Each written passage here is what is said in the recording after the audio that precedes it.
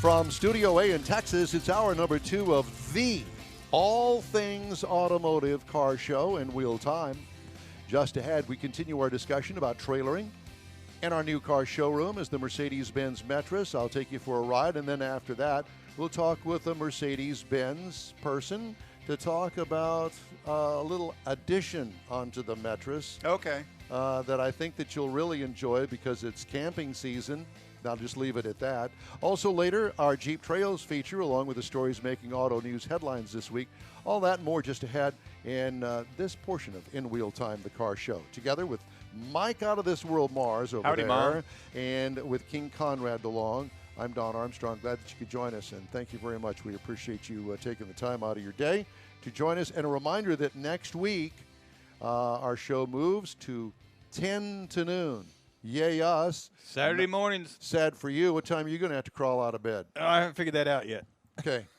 It'll be really early because he'll need to be here 2 hours before the show. Well, he's got to get a hold of the Petticoat Junction train so he can get that Petticoat Junction. Get that train out of Hootersville over there. Get that schedule going. A little chain coming down the track to the junction. Petticoat Junction. But you got to whisper it. Ooh, it's Petticoat Junction. And then there's Becky up there in the water tower. Hi, Becky. Becky Joe. Becky Joe. And wait a minute, is that Don Armstrong and those Daisy Dukes across the track? Way too much. Just saying. Okay. Well, summer's here. Stay-at-home orders are being lifted, and you're ready to put a trailer behind your vehicle. And to gain more insight into open trailers, those without a top, we turn to Richard Tomlin with Apex Auto Works. Hey guys, good afternoon. We're going to talk a little bit about trailers. Dragging race cars down to Houston Motorsports Resort. And he takes them down to Mexico also. That's where when he goes racing down there in Mexico, oh yeah, he uses the same setup.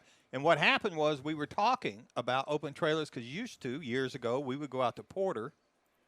We had a lowboy trailer with the fold-down ramps we were talking about earlier. And that we would use to get there and how we would tie it down with come-alongs and all that stuff. And Richard said there's a lot better way. And that's what he offered to show us some quick things that would be a lot better. Good afternoon. We're going to talk a little bit well, about let's talk to Richard, shall we? We'll see what he has to say. Good afternoon. We're going to talk a little bit about trailer tie-downs, securing your car for a 6,000-mile tow across the country, maybe all the way down to Cabo San Lucas. In Wheel Time asked me to show you a couple of the tricks and things we do that are a little bit different than what others have done in the past.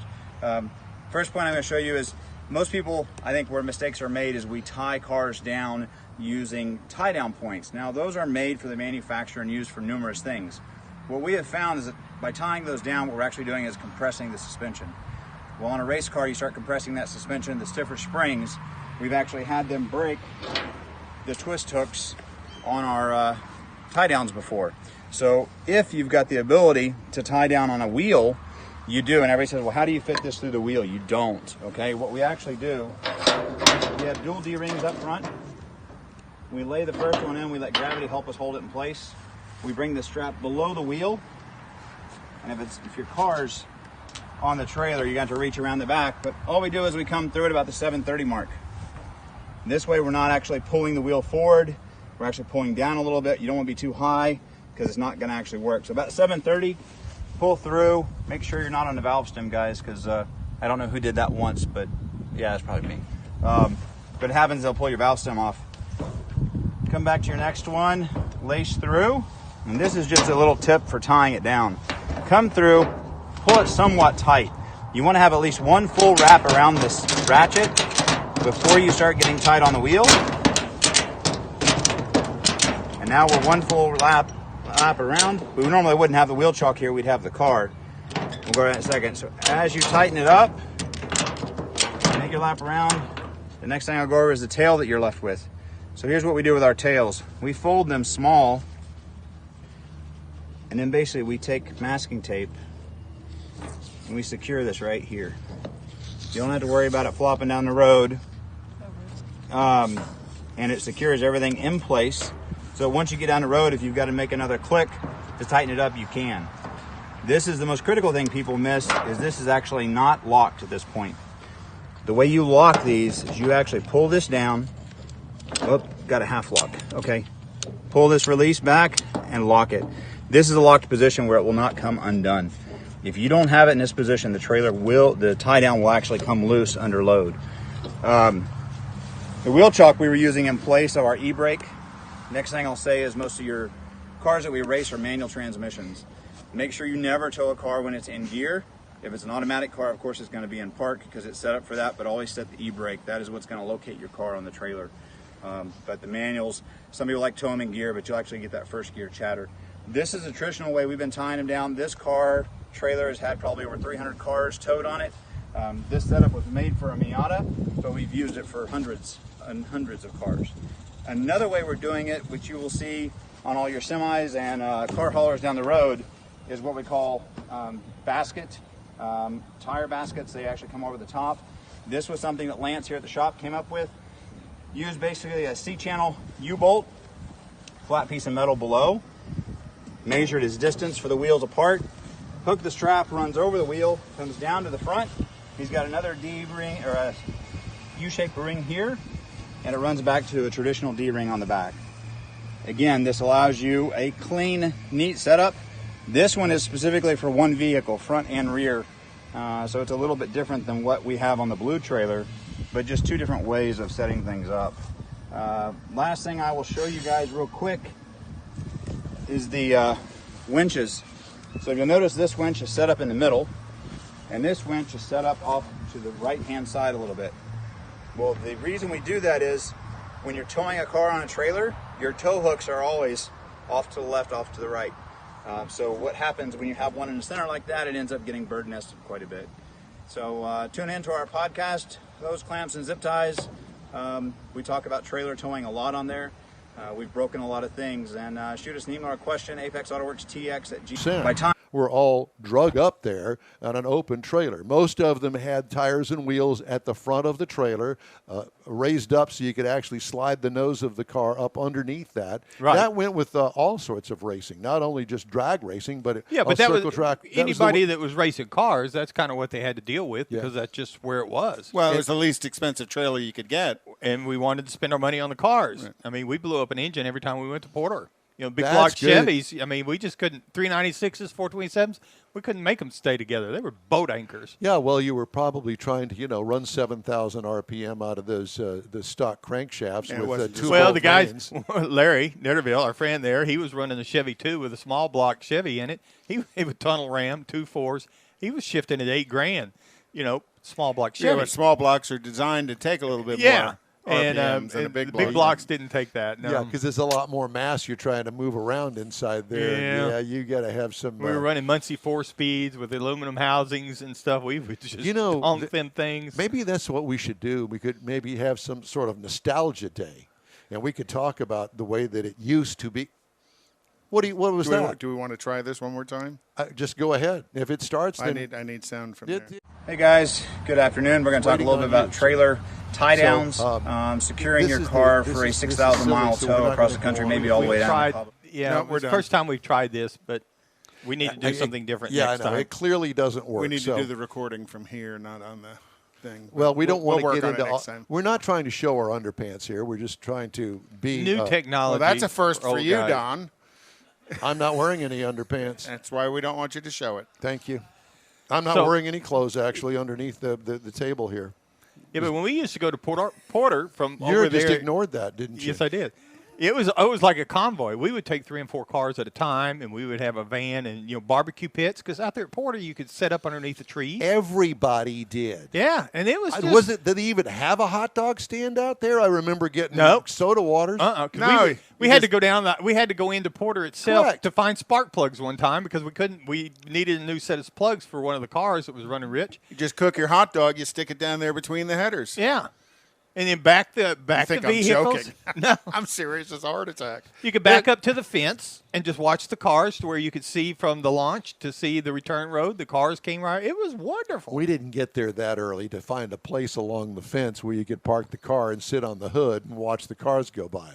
They had a very small, like a Little League baseball field stand. Made of wood. Made of wood. Yeah. Absolutely. That if you slid on it, you get splinters. And the timing tower was hand built by somebody had 2x4s and sheets of plywood. Leftover wood from the hurricane, the last hurricane. Yeah, that's just the way that it was. But, there was something charming about all of that. We didn't know it then, but that was the charming way. And this drag strip was cut out of the woods up there. Literally. It literally cut out of the woods. Yeah. That's all housing up there now, subdivisions and all of that. All that's gone. But, that was great stuff. And just the opposite of that was Houston International Dragway down off of 45 and Dickinson that had not a tree within sight.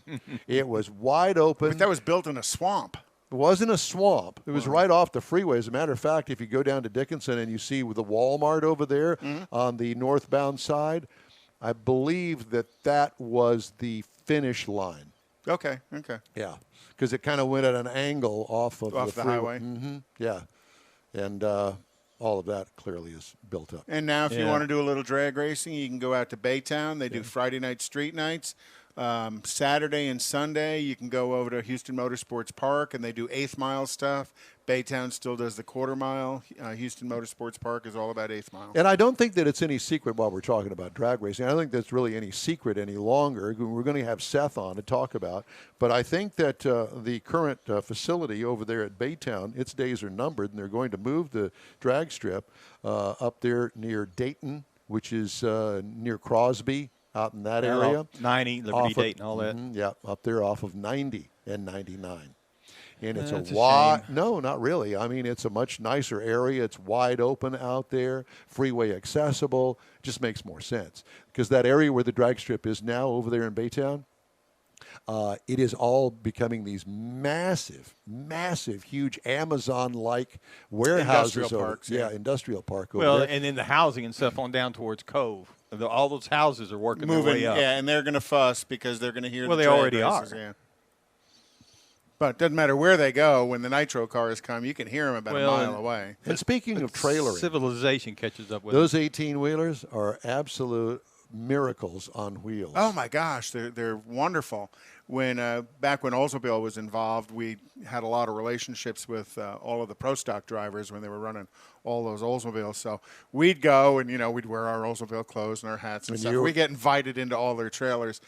Sitting in Mark Powick or Larry Morgan's trailer. Oh wow! I mean, it was literally like sitting in a real nice office complex. Had a little kitchen. They'd had couches, tables, chairs, and everything. You could just kind of sit in there and relax. Especially in the summer, the late summer event when it was so hot outside. And you can get in and out of into the air conditioning. It was a lot of fun. Yeah. Most of those that I was familiar with back in my day, they didn't have sleeping quarters in them. It was strictly, there was the office up front, and then there was the crew chief's quarters right below that, kind of like a go-between between the office part of it, the lounge, if you will. Very much a lounge, yeah. A lounge. And then there was the rest of the trailer that held 2 cars at least, along with a body. We had at one time 5 engines, not including the ones that were in the car and the spare both cars. Mm-hmm. So especially those West Coast trips, that was a total of like 7 engines. You can imagine how much the thing weighed, despite aluminum blocks and parts for all of those engines. And all the tools and all of the equipment it takes to service and maintain the car. I imagine some of those trucks were running pretty close to gross, if not over gross. Always over gross, and that was the biggest fear, is that you'd be pulled over into one of those weigh stations. Well, they'd drive around the way. They'd go 100 miles out of the way to drive around a weigh station. Yeah, if you did that, you take the risk of going to jail. You can't do that. But, always overweight, and it was always a concern. And their trailers are unique because, you think of an 18-wheeler trailer, and when you look at the side of an 18-wheel trailer, there's this big gap underneath it. In the car haulers, that gap was utilized for storage. So you ended up with storage from the rear axle, the tandem rear axle of the tractor, all the way back to the tandem rear axle of the trailer. And they would pack stuff in there. Well, those trailers were actually more along the lines of a moving trailer. Low boys. Mm-hmm. Yeah, they were. So there was really very little wasted space in them. There was no wasted space at all, ever. Things were jammed in there like you wouldn't believe, but there was a place for everything and anything that you wanted in there, Hopefully. including the awning that the actual crews worked on the cars, the flooring, the seating, and some of the more well-to-do teams also had a catering trailer or a client trailer. Don Schumacher comes to mind. Forrest does as well. because he took all of his cars, they were all lined up together, and in the middle would be a ginormous place to host all of the fans that were guest sponsors. Yes, all of that. And then there was, and they still do that. They do, and they're still cooking. They always had a chef, and it was really something to see, and the amount of money that was spent on all of that. And not just at that uber high professional level of racing. When you look at some of the sportsman racing, they still do that. Stan's got a trailer that hauls his stuff out and about. The Emmons brothers have got a wonderful trailer that they haul their stuff out and about. You get to a certain point, then you just about got to make that step up there to keep your to support yourself. Going. Correct. Right. Yeah. And Dale Holquist, he's got he doesn't have an 18-wheeler trailer, but he's got a pretty nice trailer to haul his toys around. So, everybody needs to have not just something to haul the car. You need something to kind of secure the car and all of the stuff as well. So, like our first guest said, if you've got a design that's something outside of the norm, we can build it. We'll work with you. We have designers. It's kind of like the whole truck setup that I always talk about. If you're going to buy a truck specifically for you and your needs. Make sure that it has the hauling, the towing capacity that you want. So you're going to get a half-ton, you're going to get a three-quarter ton or more.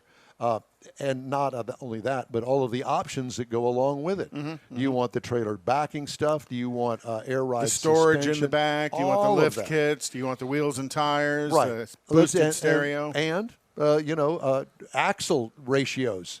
If you're going to tow a lot, you want a different axle ratio than you want a 390 or 410. Right. Yeah.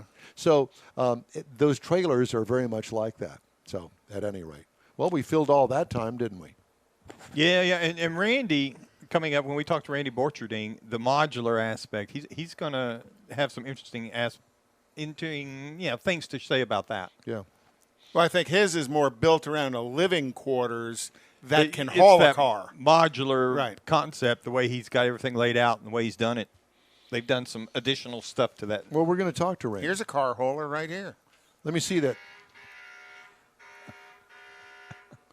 Who brought that? Is that Zekin's? Yeah. Well, play the other stuff. There's the lights. Oh, and it,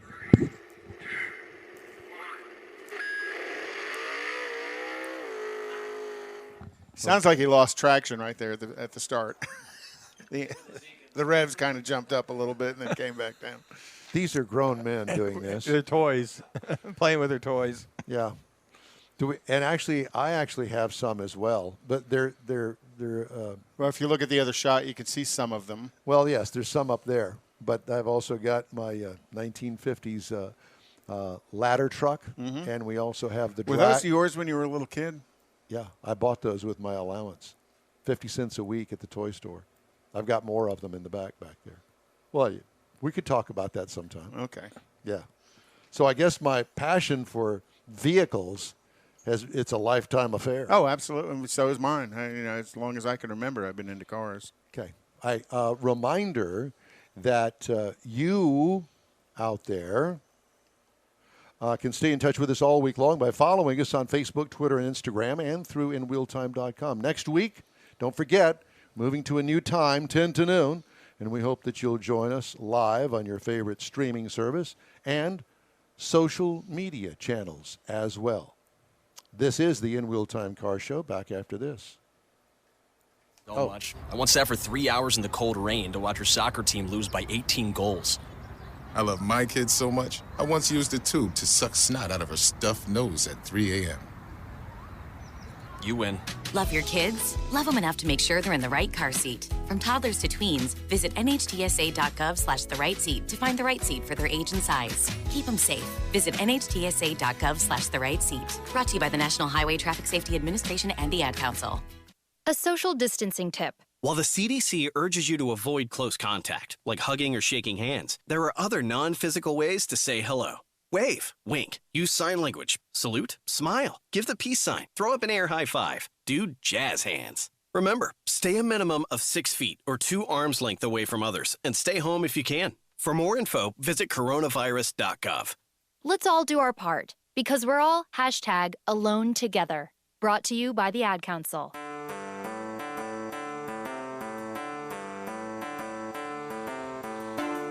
You know, I guess that what we should do is just not play any of the PSAs or music or anything and just have a break where we talk about things that come to mind. No, that's dangerous. Things that come to your mind are probably not things other people want to know about. That's hurtful. Yes. Why would anybody say something like that to another person? Because when the sound is off, the things we talk about, like I've said for years, we need to sell on a subscription service. And I have to tell you, I have to tell everybody that I found that out the hard way back in the radio days when we first started all of this streaming and stuff. And the radio station, what a jacked up engineering mess that is over there at that radio station, because I will and am. Because, you know, in my world of radioing, you turn the microphone off, the microphone is off. Not at this radio station. When the microphone is off, you think it's off. Oh, no. I was saying things that I normally say during our break that you don't hear. Thank goodness. We found out that was being sent out across the globe when Mars over here starts getting responses off of Facebook about things that I just got through saying. Well, tell him this. Ah! Are you kidding? It was shocking, but it was also very funny. No, it was not funny. We were talking, and actually, you know, we had some questions. Wonder what this means. And then people were answering us and telling us. It was like thinking, how do they know this? The microphones are off. No, they're not. Well, the phone microphones were on, I think, is what was going on. No. Oh, no. We just had the output microphone. Yeah, that's the reason we started checking every program. We had the producer go check us and make sure. Yeah, microphone's not on. Okay.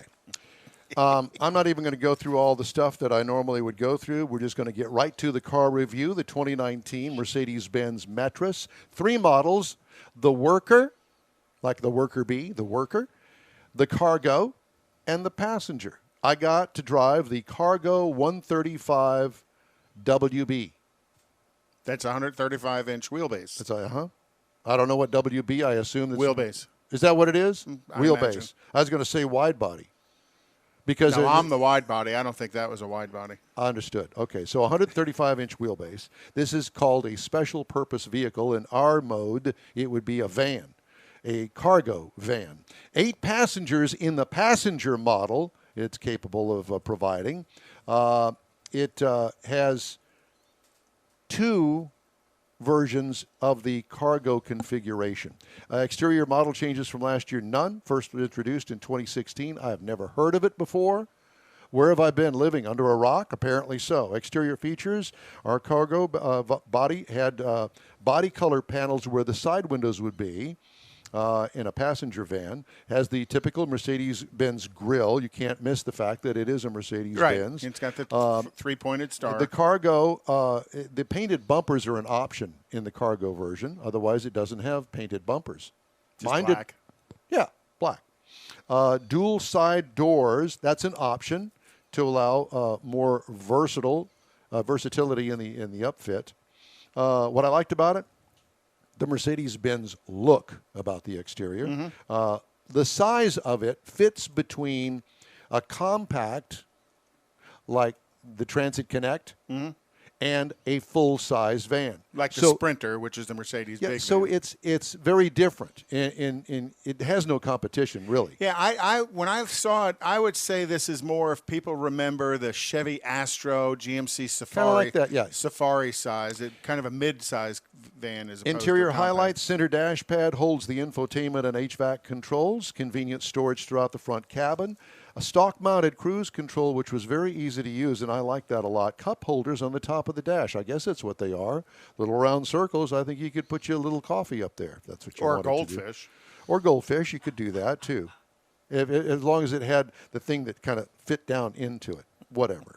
The cargo trunk room, well, that's what this is all about. It was a cargo van. What I liked about it, the cloth seating material and the fabric options galore.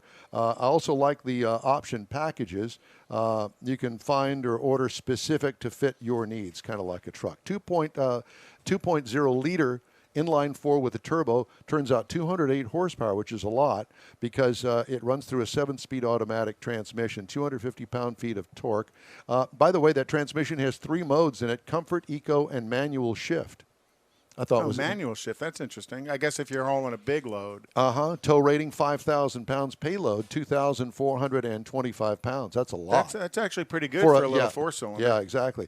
21 city, 24 highway, combined to 22. I got 21.6 over 238 miles. What I liked about it, the peppy acceleration and great transmission combo. Ride and handling, short turning radius on this thing, which I really did like. Base trim price 31.2. Prices tested $39,000. Base model price, the worker van, is $29,836. Competitors: Ford Transit Connect for $25,253, Ram ProMaster City $23,284, Nissan NV200 for $23,335. All of those vehicles are smaller than this vehicle. Right. Yeah. And I loved it. When you had it here, went out and kind of stuck my head in it because, again, like I've said before, I drive that transit van. And very good size, lots of room inside. I love the dash and the seating area. I was pretty impressed with it. I was too, and obviously I don't get to drive cargo vans very often. When I got it, I thought, well, I'm going to get a cargo van here. Okay, so we're going to take a quick break, and then we're going to talk to our special guest, and that's Ashley Gilliam with Mercedes-Benz. She's a PR specialist. And we're going to talk to her about let's just say it's a pop-up camper in this. Does that pique your interest at all? It should. It's springtime. It's time to get out and about. Exactly. So let's do that right after this. I hope. If I can get everything to play right. My big fingers. Sorry. 911, what's your emergency? God, there's a train that just hit a car. Sir, what is your location? Look around for a street sign, sir. It's 8th and Orchard. 8th and Orchard. Okay, very good. 8th and Orchard. Sir, help is on the way. Why would he do that? The train still hasn't stopped. You have to get there now. At a railway crossing, even if the engineer sees you and hits the brakes, it can take a mile for the train to stop. And for you, that's too late. Stop. Trains can't. Paid for by NHTSA.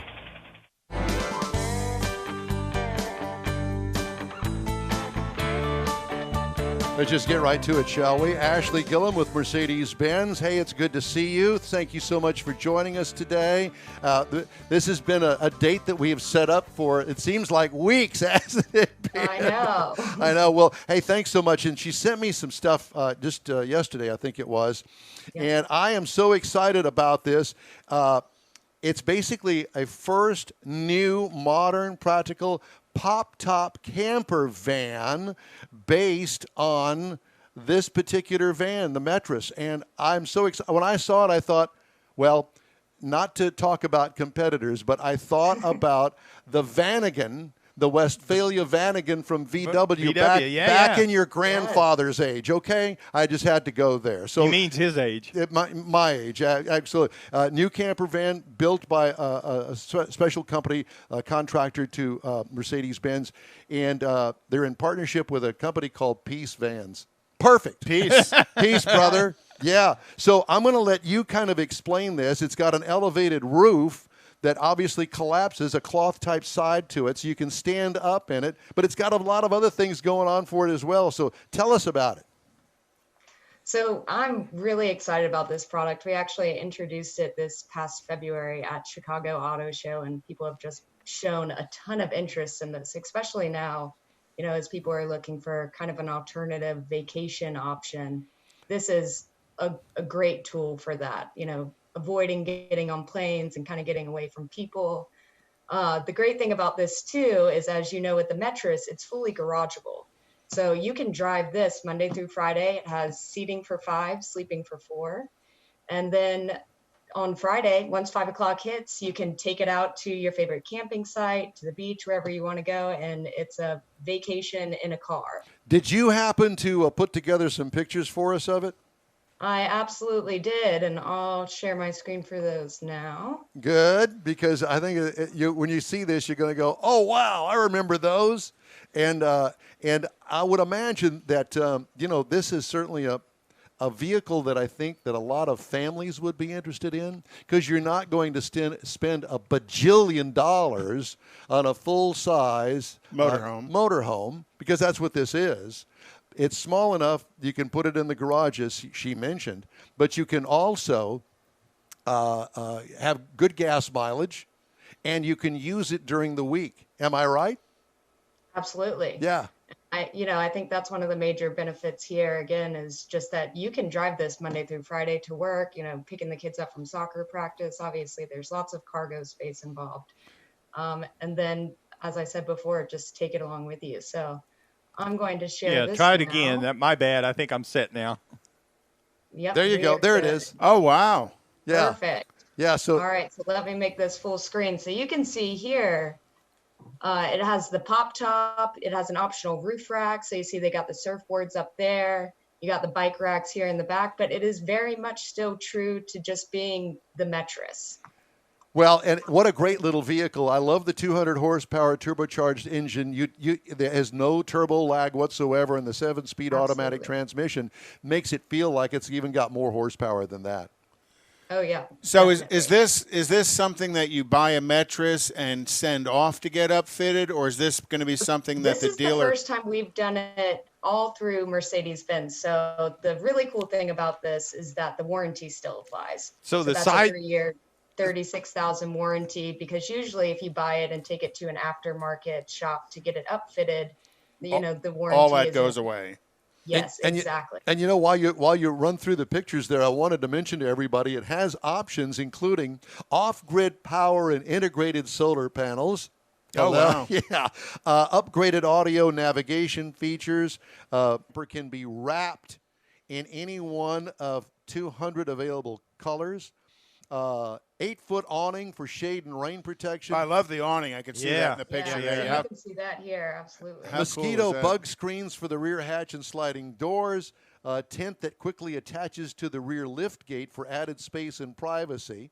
Roof racks, as you mentioned, for hauling surfboards. And a pull-out rear kitchen. I'm in. Bring it down. Put it in the press fleet.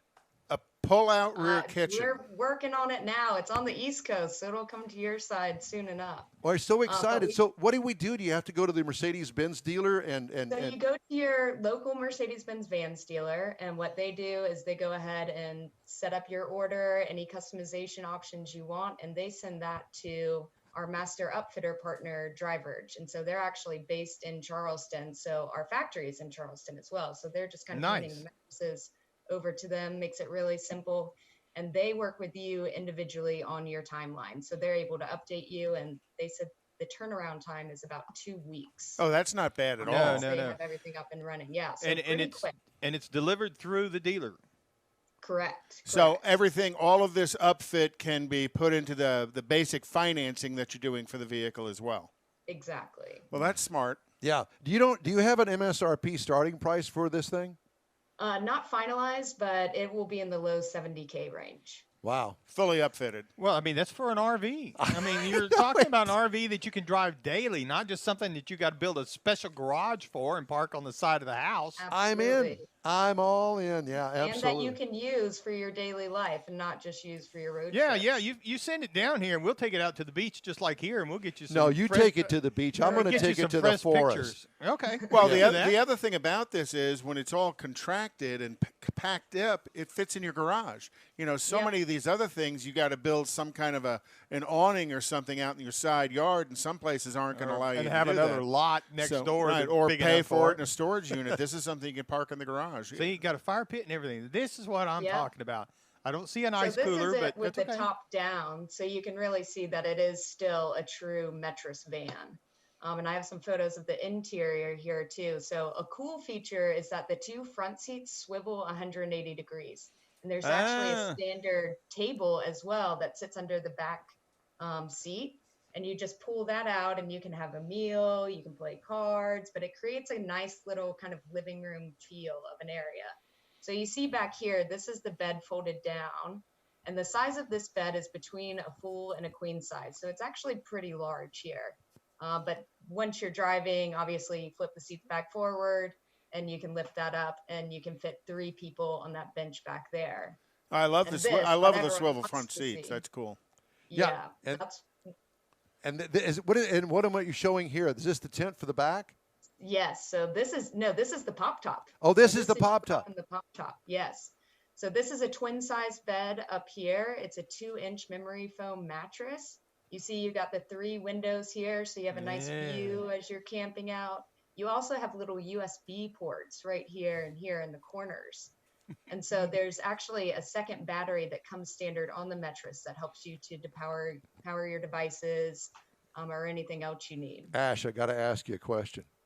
Yeah. Have you borrowed this and taken it out for the weekend? I have not yet. I did sit in it for a long time at Chicago Auto Show, and I will say I very easily could have taken a nap in there. You've got your name on the wait list for a weekend or a week? Oh yeah. Yeah, you got to know what you got to experience the product so you really know how to talk about it. That's right. And if you need any help with your boss, just tell him to call me and we'll put in an order for you, okay? And that's of course after you get it, then we get it. Yeah, we got to check it out too and make sure everything's good. And like you said, this is at a Mercedes dealership that sells the vans. You know, Exactly. not all Mercedes dealerships sell the vans and commercial vehicles. And I think the play is if they sell AMG, they don't sell vans. If they sell vans, they don't sell AMGs. Is that correct? I've seen it mixed sometimes. There's Atlanta Classic Center here in Georgia that sells the AMG bins and vans as well. We need an AMG van. Well, yeah, that'd work. But you don't expect? Do you expect dealers to order some of these to show customers already kind of spec'd out, or do you think this is purely going to be a custom order item? I think we'll see a little bit of both. I think starting off, it'll be more of a custom order just so we can get a feel for kind of how many people are looking to buy this. Yeah, I think the smart dealer is going to have one in stock just to show people what it can do. Yeah, because it'd be hard to explain really what it is. Be able to keep that in stock. Are you kidding me? True. Ashley, we've got to go. Thank you so much for joining us. It's been a real pleasure working with you on this little project. And next time, give us some more projects to work on, and you and I will make it happen. Awesome. Thanks, guys. Thank you. Really appreciate it. Ashley Gilliam with Mercedes-Benz. We got more of the In Real Time program right after this.